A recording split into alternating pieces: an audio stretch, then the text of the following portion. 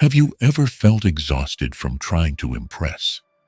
From stretching yourself thin just to appear interesting or attractive, only to be met with indifference or fleeting conversation?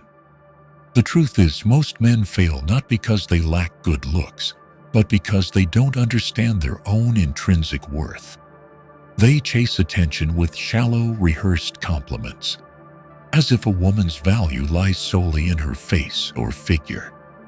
And they don't realize women sense this.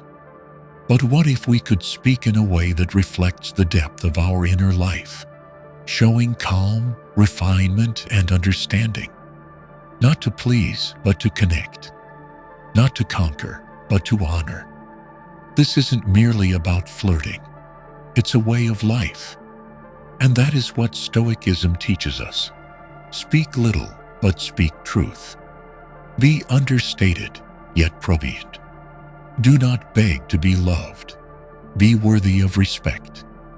Today we'll explore 3 forbidden compliments, not because they're wrong, but because few have the subtlety to wield them well.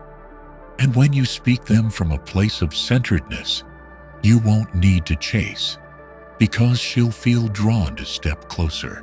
1. I'm not sure if you're trouble or exactly what I need. There's a common misunderstanding in modern dating that expressing emotion is a sign of weakness, or that being cold and detached is what makes one attractive. Both extremes lead us astray. One sacrifices the self to please others.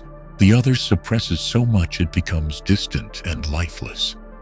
True, lasting magnetism lies in honesty without surrendering to emotion, a strength of character taught by ancient Stoicism for millennia. When a man says, "I'm not sure if you're trouble or exactly what I need," he admits he's drawn in. It's a moment of truth, a step toward removing the mask society expects men to wear, that they must always be composed, decisive, and unshaken. And yet, within those words, he signals something even more vital. Though captivated, he remains in control. Being honest about emotion doesn't mean being led by it. It's the ability to notice the stirrings within, to grasp their gravity, without letting them dictate our actions. In Stoic thought, this is prohairesis, the power to choose our response to any situation. We don't control which emotions arise, but we do control how we respond. That is what separates impulse from reason. A man who doesn't rush toward his emotions carries with him a quiet strength. He can be intrigued, uncertain, even moved, but none of it shakes his core. The phrase "I'm not sure" isn't just a clever compliment. It embodies a deeper way of living. Emotions may come, but we are not ruled by them. The difference is subtle. Some, when emotion hits, chase it, revealing obsession, restlessness, and a need to be accepted. In doing so, they lose their center. Others, even while sensing desire, hold space to observe, to reflect, and to choose. That balance between awareness and restraint is where silent magnetism lives, not loud, but undeniable. Stoicism doesn't ask us to suppress emotion. It teaches us to observe it with clarity. When strong feelings arise, fear, desire, confusion, the Stoic doesn't react instantly. Instead, they pause and ask, "Is this truly what I need? Or just a passing impulse?" This doesn't make us cold. It protects us from the volatility of unchecked emotion and the missteps it breeds. Returning to the line, "Are you trouble or exactly what I need?" There lies a contradiction. But it's not the weakness of indecision. It's the courage of unfiltered honesty. This man resists the urge to label her. He doesn't call her an angel, nor a problem. He admits his uncertainty and stays with it, seeking understanding rather than escape or control. This posture carries a powerful message. He is not governed by what he cannot immediately define, and that, in a world rushing to conclusions and easy answers, is a quiet strength. Women, deeply attuned to emotional nuance, can feel this steadiness.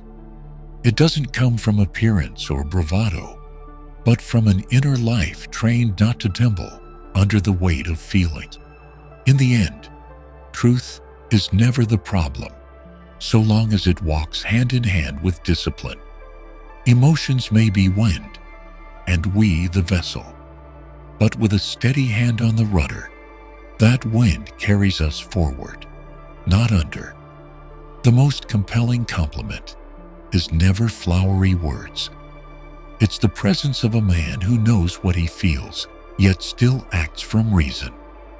In the art of connection between man and woman, there is a powerful yet invisible force: intentional contradiction. This isn't a game or manipulation. On the contrary, it creates depth, where emotion and reason coexist, where uncertainty becomes the tension that breathes life into something more grounded, more enduring. The line, "I'm not sure if you are trouble or exactly what I need," is a classic example of deliberate contradiction. It evokes two opposing emotional directions within a single message. On one hand, the speaker acknowledges an intense attraction, something unexpected, almost beyond reason. On the other, he does not surrender fully to emotion, retaining a cautious awareness, a subtle restraint. This tension creates just the right emotional pull, not overly predictable, yet not entirely distant. Modern psychology calls this the suspense of ambiguity, a kind of attraction born from intentional uncertainty. When confronted with something unclear, the human mind instinctively seeks to close the gap. In conversation, when a woman hears such a contradictory compliment, she may begin to wonder, why does he feel this way? How does he see me? Is he testing me, or is he genuinely undecided? These questions lead her to invest more thought and emotion into the exchange, something conventional flattery rarely achieves. What's unique about this form of contradiction is how it rebalances the dynamic of power in interaction. Most standard compliments, like "You're so beautiful" or "I'm mesmerized by you," place the woman at the center, with the man cast as the pursuer. But with a compliment that is both inviting and cautious, the scale shifts. The woman is no longer sure of her position, unsure whether she is being courted, challenged, or questioned. That uncertainty prompts her to define her role, and in doing so, ignites a desire to impress. From a Stoic perspective, this intentional contradiction isn't manipulation. It's how a self-possessed man expresses emotion with restraint. Rather than letting feeling dictate speech, he chooses words that preserve his rational stance. Stoicism doesn't reject emotion, but places it under conscious observation and intentional action. Thus, when a man uses such a compliment, he is practicing prohairesis, acting not from impulse, but from considered judgment. Moreover, this kind of compliment opens the door to deeper connection. When a woman senses that she is being seen beyond cliches, she's inclined to reveal more of her hidden self. She wants to show she is not merely trouble, as the phrase hints, but someone trustworthy, deep, and worthy of commitment. That lays the groundwork for a relationship that transcends surface-level attraction, where both sides seek to explore each other in full. Yet this approach only works when rooted in sincerity. If used as a tactic or pickup technique, it will quickly be exposed as disingenuous and backfire. But when it reflects a genuine emotional paradox, a true inner conflict held with composure, it becomes a powerful emotional bridge, allowing deeper resonance with the other person. In today's world, fast-moving and easily swept up in shallow judgments, this kind of measured ambiguity is resta. It forces others to pause, to reflect, and in that space, true interest begins to take form. Just like the paradoxes of philosophy, where answers aren't immediate, hesitation and uncertainty themselves can lead to profound insight. Attraction, in its most enduring form, doesn't come from perfection or pretty words. It lies in the subtle art of revealing emotion with precision, allowing others to sense that beneath the composed surface is a mind that observes, contemplates, and chooses. And when a woman perceives this, the connection is no longer skin deep. It reaches into the core of who we are. In relationships, especially those between men and women, a common misconception lies in the notion of initiative. Many believe that to attract or win someone over, one must constantly perform, pursue, and assert presence. Yet this mindset risks losing something far more valuable: the position of choice. The phrase, "I'm not sure if you are trouble," or "exactly what I need," is not merely an emotional expression. It's a declaration of stance. The speaker is not a passive seeker of approval, but a discerning individual who evaluates what aligns with his life. It's the unmistakable sign of someone with inner strength, one who chooses with intention, not one who pleads to be chosen. This idea resonates deeply with the philosophy of Stoicism, particularly in its emphasis on inner autonomy. A Stoic individual prioritizes mastery over what is truly theirs: choices, responses, and personal values. While external factors such as appearance, others' attitudes, or the outcome of a conversation may lie beyond control, the power to choose remains inherently ours.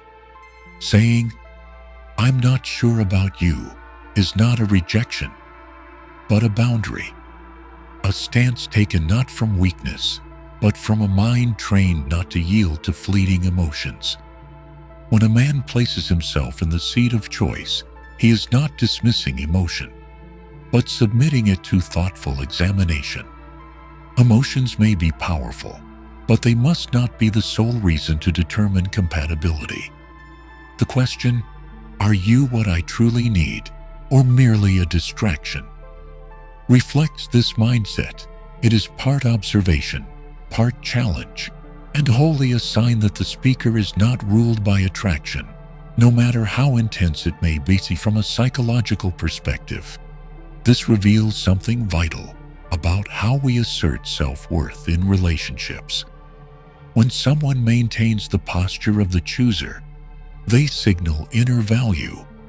Worth does not arise from external validation, but from living in alignment with one's principles and boundaries. When a woman senses that you are not easily swayed by superficial allure, she tends to respond with greater respect, not because you've played hard to get, but because you've demonstrated a clear standard for what you allow into your life.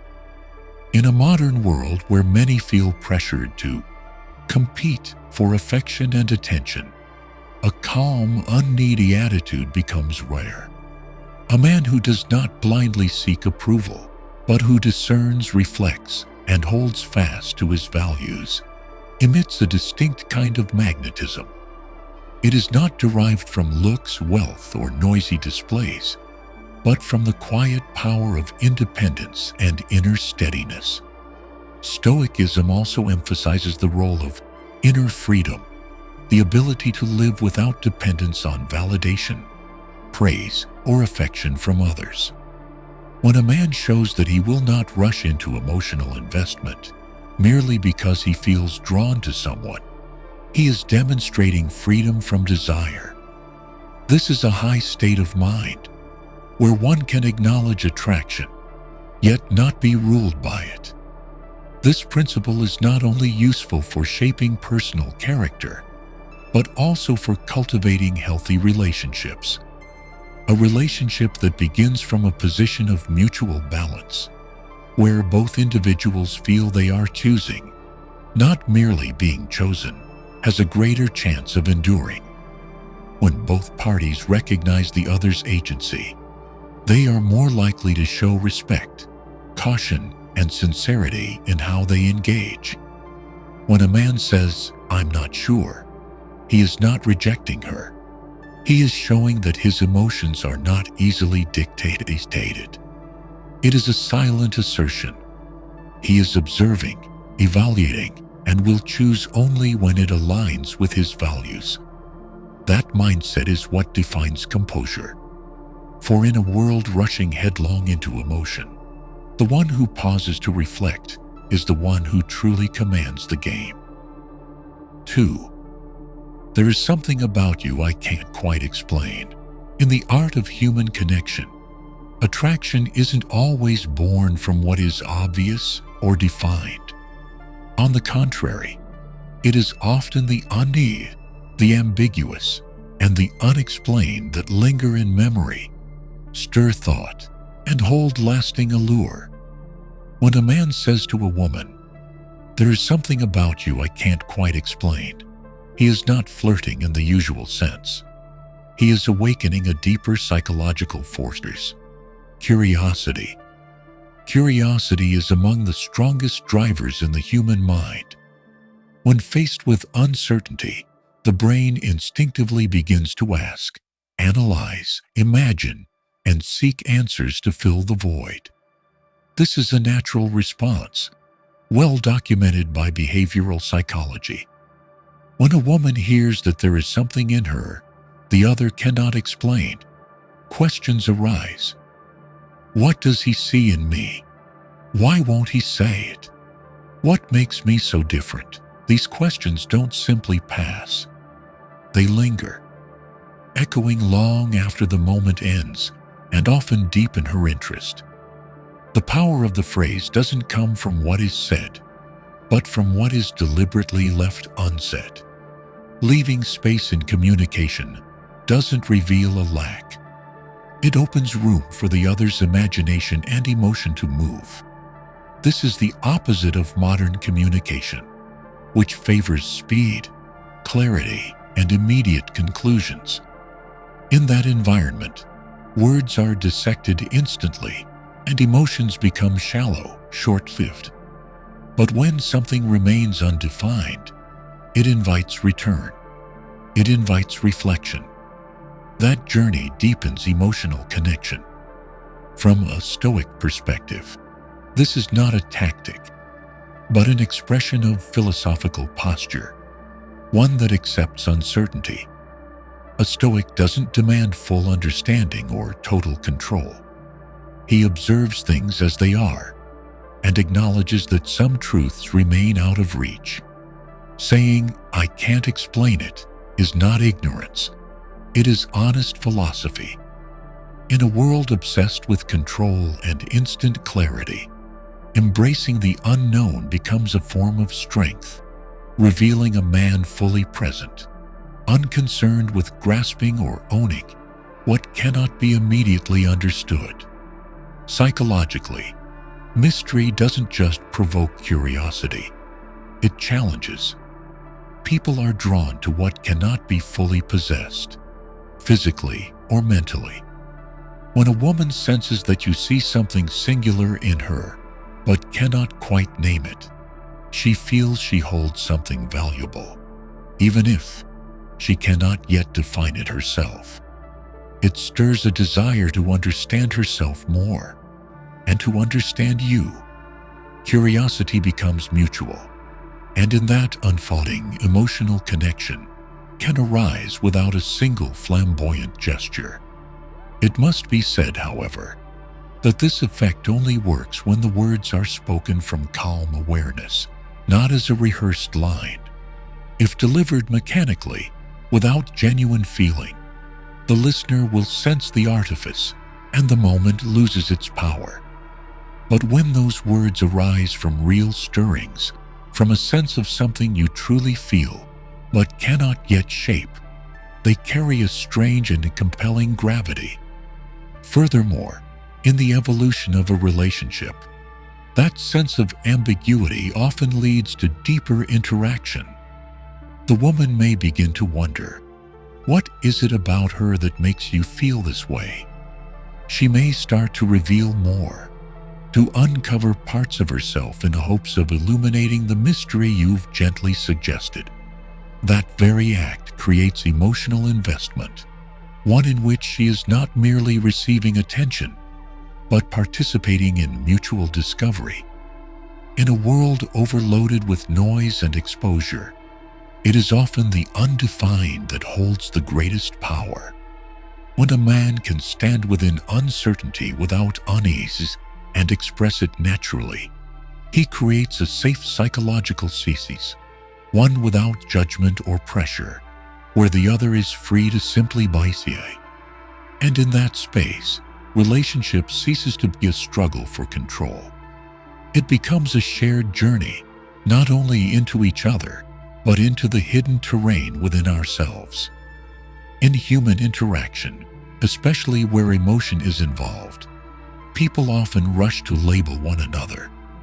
A glance, a phrase, a small action, quickly analyzed, judged, and fit into some familiar mold. But this impulse is what often renders connection shallow and insincere. When a man says there is something about you I can't quite explain, he's not just invoking curiosity. He is revealing one of the most rare and valuable traits in human interaction: full presence and genuine perception unclouded by labels.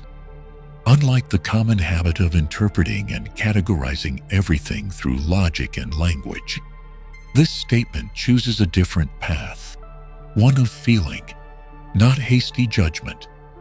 To be unable to explain is not to be ignorant. It is to honor the inner space where not all things must or should be brought to light.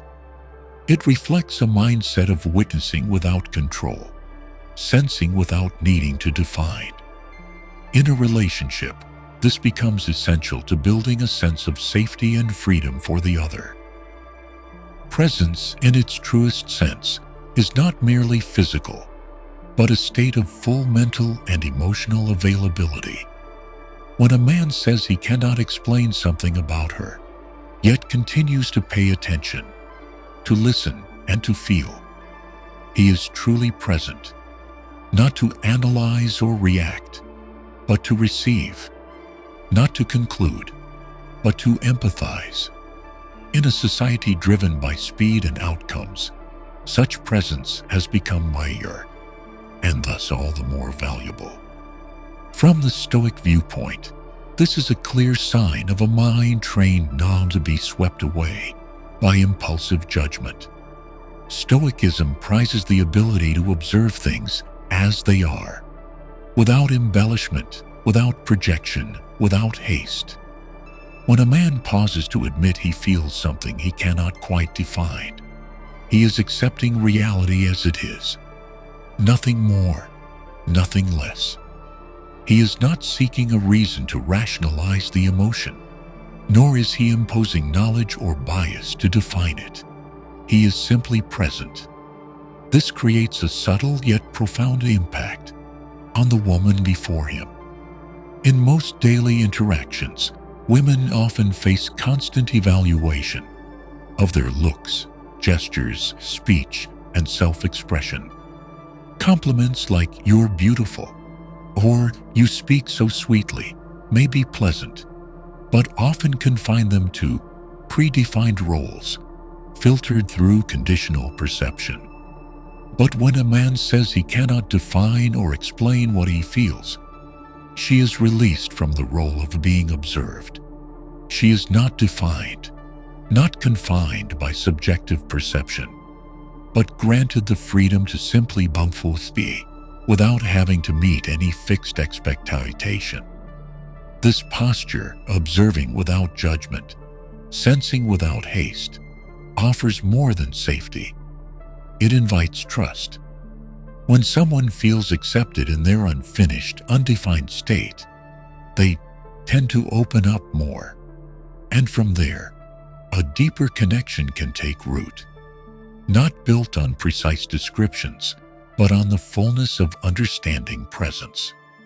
Moreover, this way of communication frees both people from the pressure of being as some ideal, without imposed labels, without standards projected onto them. The other feels respected and heard as a whole human being, without needing to prove anything.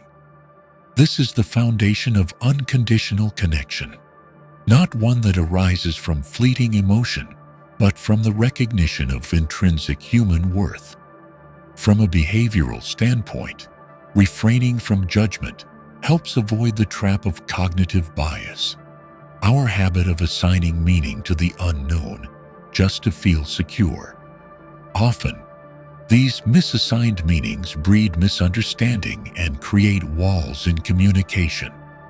But when one accepts that some things do not need to be understood immediately, they demonstrate a silent humility and respect, something the other can sense, even if it is never put into words.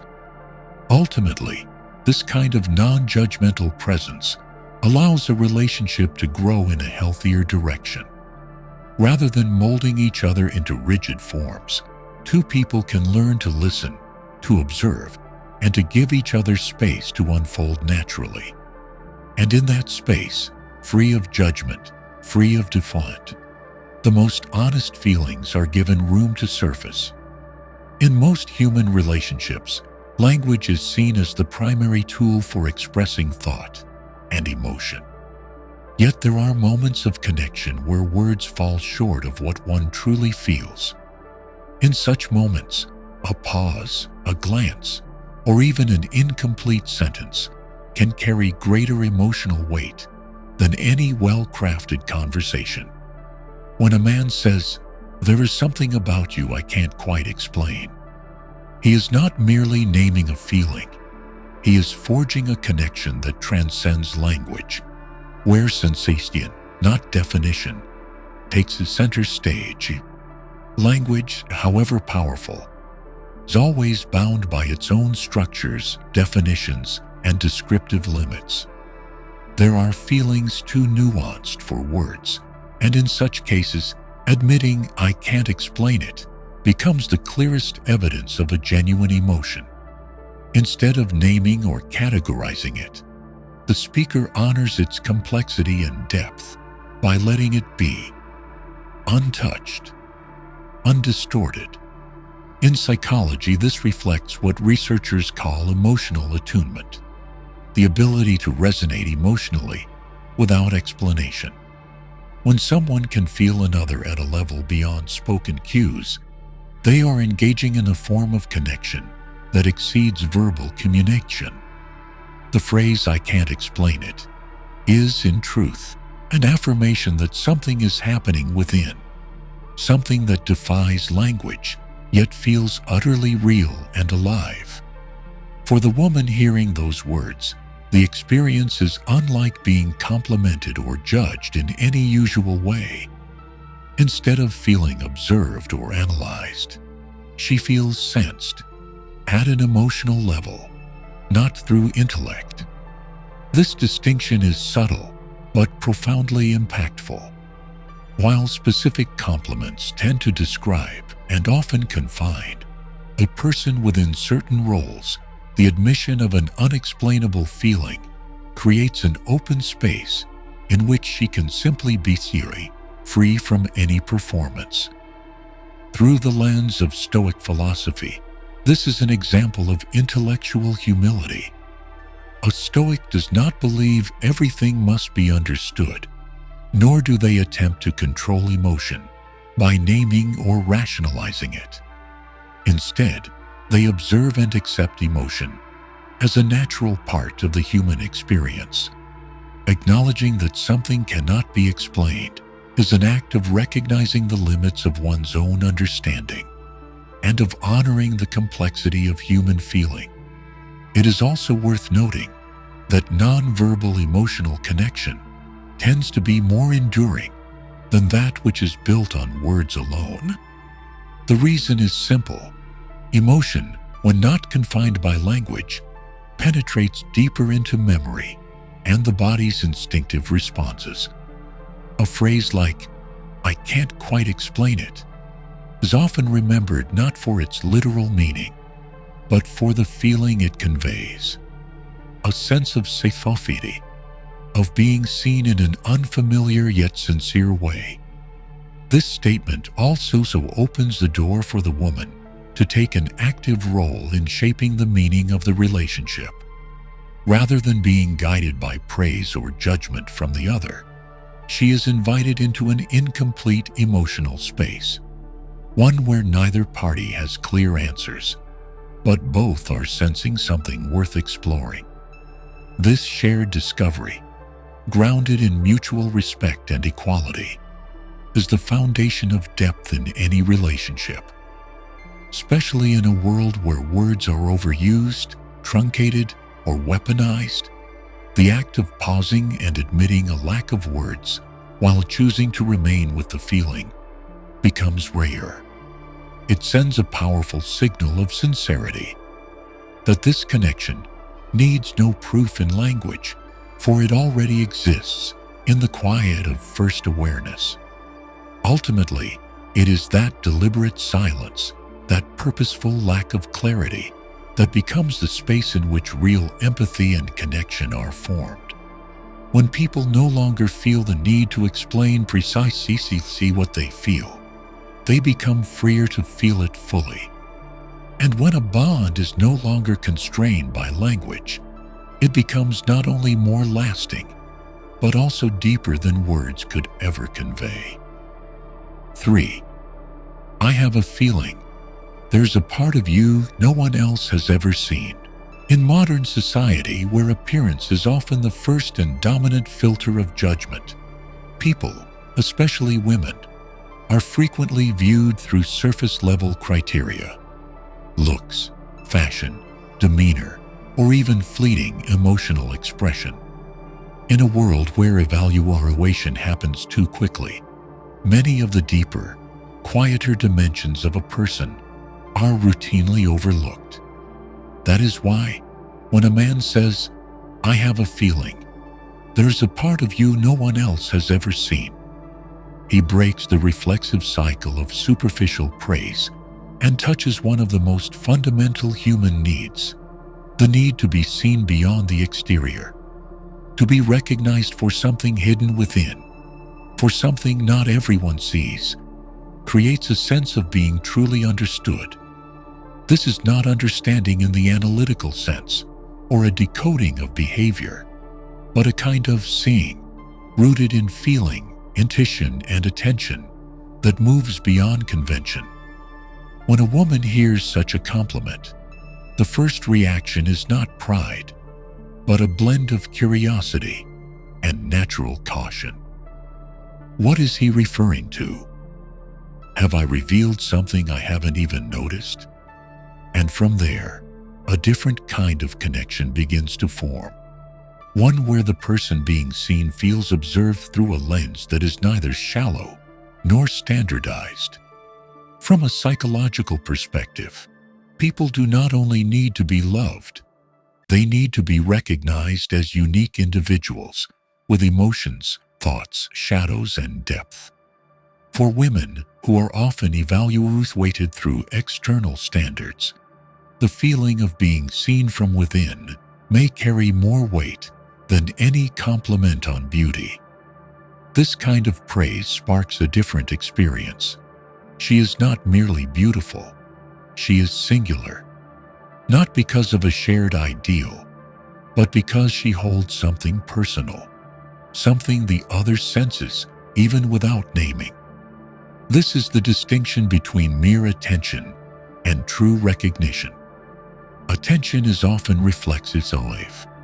One might notice a new hair's striking eyes or the way someone dresses. But recognition goes deeper. It stems from presence, from the capacity to observe not just what is shown, but what is unspoken. And this is only possible through silent listening, a kind of listening that Stoicism deeply values. Under Stoic principles, a person who lives with intention does not allow themselves to be ruled by surface impressions or instant judgments.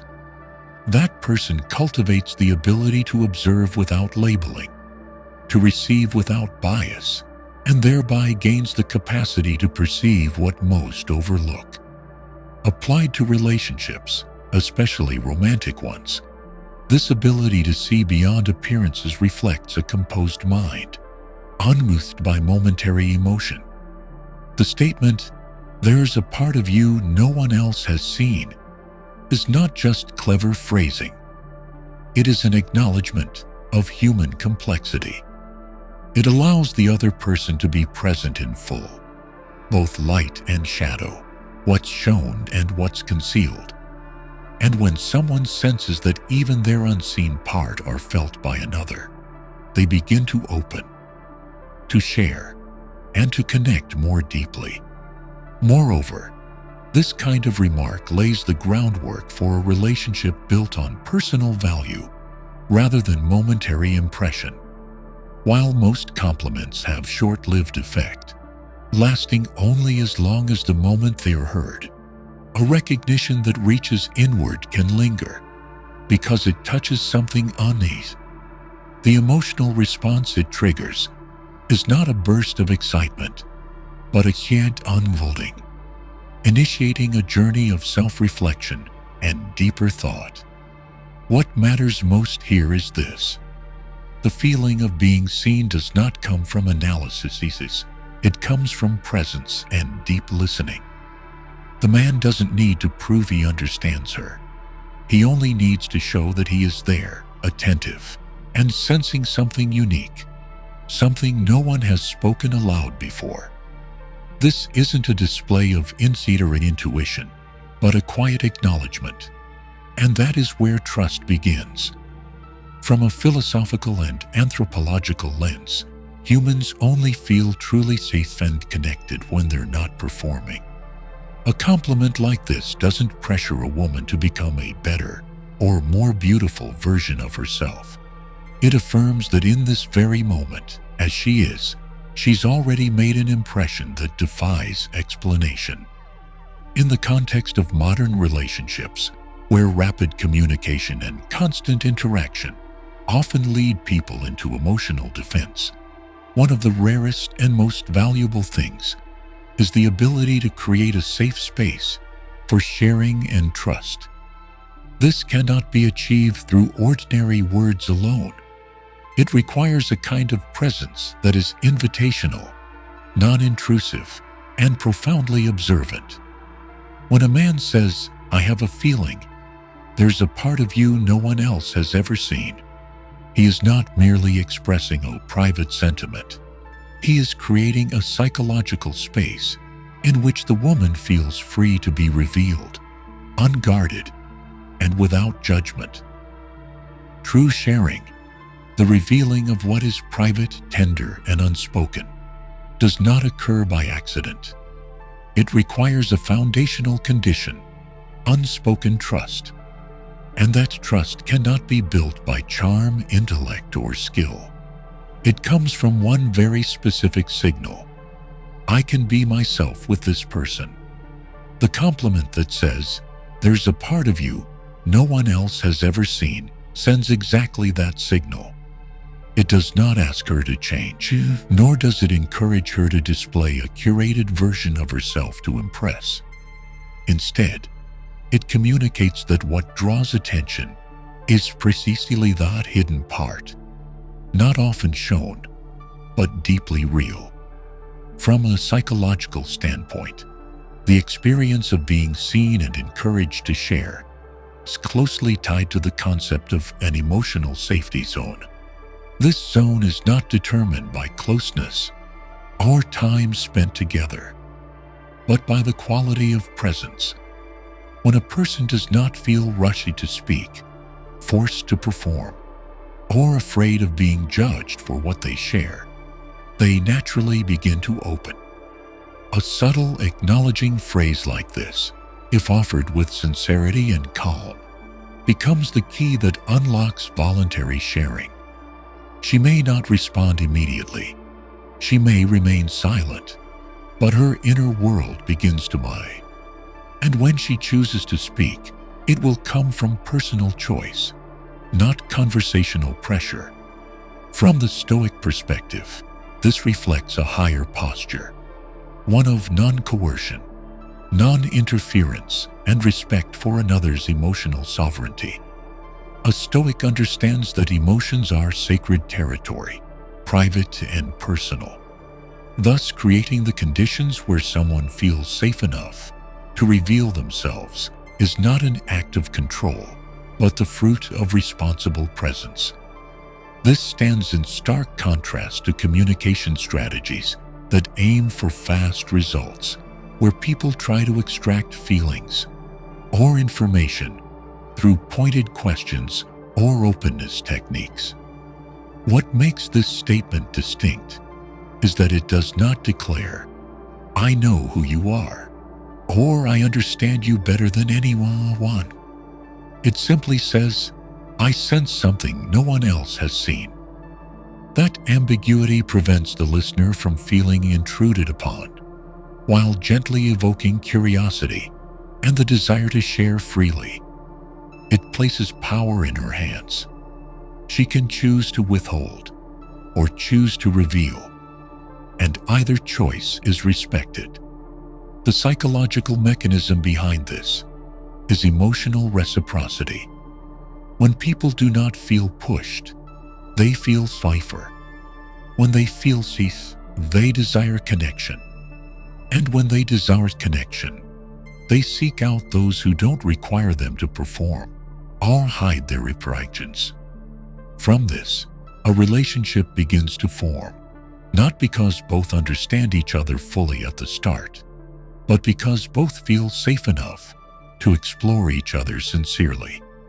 Additionally, this type of complement creates emotional symmetry.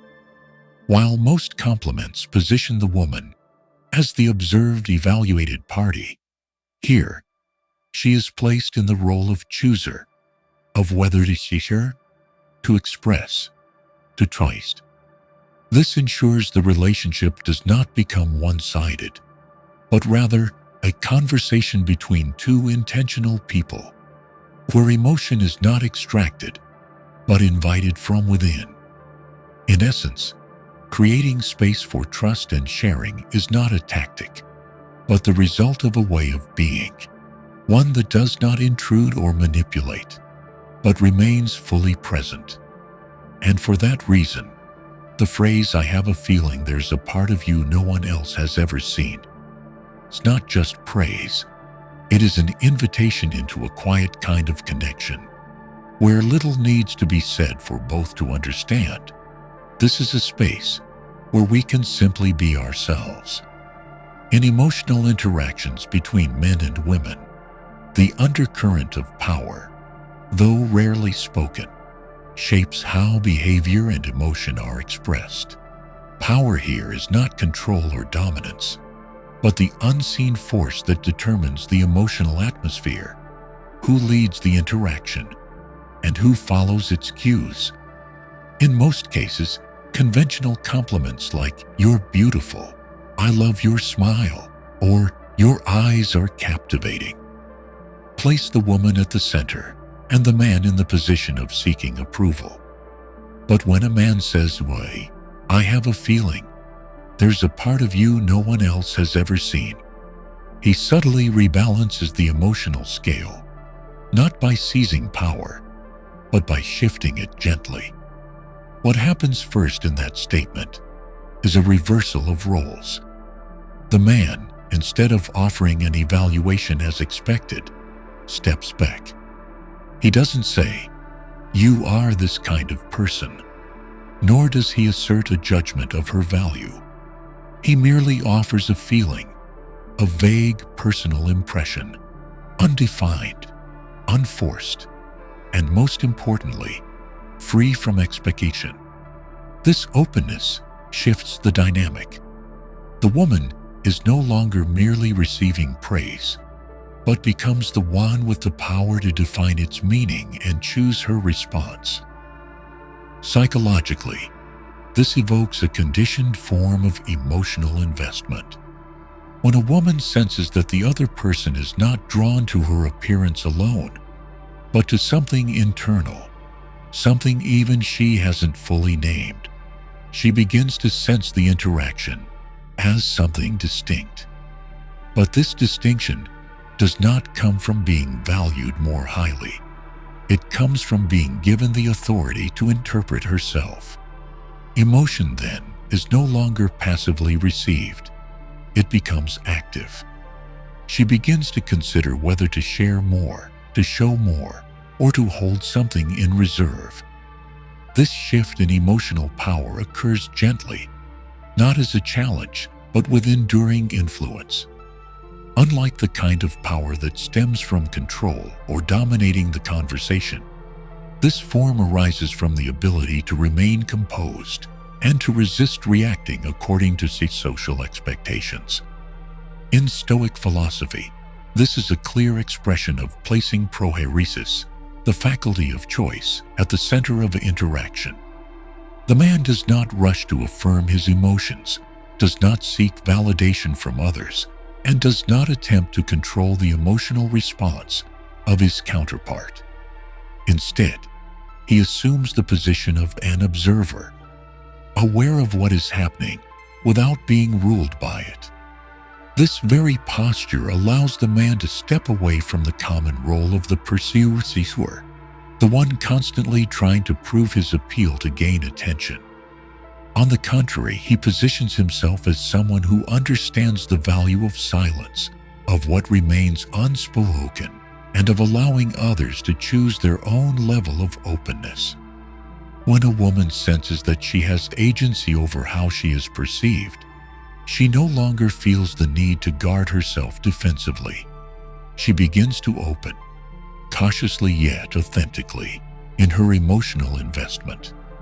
And from that, a new balance emerges. This is not a dynamic of conqueror and conquered, but of two individuals exploring one another on equal emotional ground. Moreover, this kind of emotional power shift brings another benefit. The feeling of initiative returns to the woman, but without coercion. This not only strengthens the sense of safety and communication, but also allows the relationship to evolve with greater depth. When she senses that her sharing is neither exploited nor expected, but received with quiet respect, she becomes more inclined to invest, not due to external influence, but through internal transformation.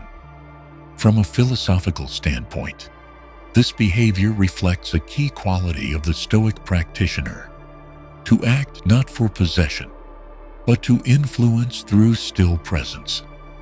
When no longer driven by the desire to get something from the relationship, the man can maintain his inner freedom while creating a space where the other feels genuinely respected. In this state, emotional power ceases to be something to be claimed. It becomes something mutually offered, voluntary, subtle, and enduring. In everyday life, we often fall into the invisible trap of performance, where every word and action is driven by the need to be noticed or liked. Yet the more we try to impress, the further we drift from our true nature. What I've learned from Stoicism, and what has completely changed the way I engage with others, is this: stop trying to make people like you. Start by becoming someone you can respect. When I learned to observe my own emotions before reacting, I began to see clearly the moments when I felt drawn to someone, but chose not to be carried away by it. I realized that sometimes a sincere sentence like, "I'm not sure if you are trouble or exactly what I need," or "There's something about you I can't quite explain," creates a deeper connection than any polished compliment. We don't need to memorize those lines. What matters is living from a place of calm and awareness, where every word spoken isn't meant to control others, but simply reflects our own presence. When we are grounded within, we no longer need to seek attention. True magnetism comes from stability, not effort. If you found value in these reflections, don't forget to like, subscribe, and turn on notifications so you won't miss future content. This space is for those who are steadily becoming a more resilient, composed, and trustworthy version of themselves, day by day. And always remember, when you truly understand your worth, the world begins to respond with the respect you no longer have to demand. See you in the next video.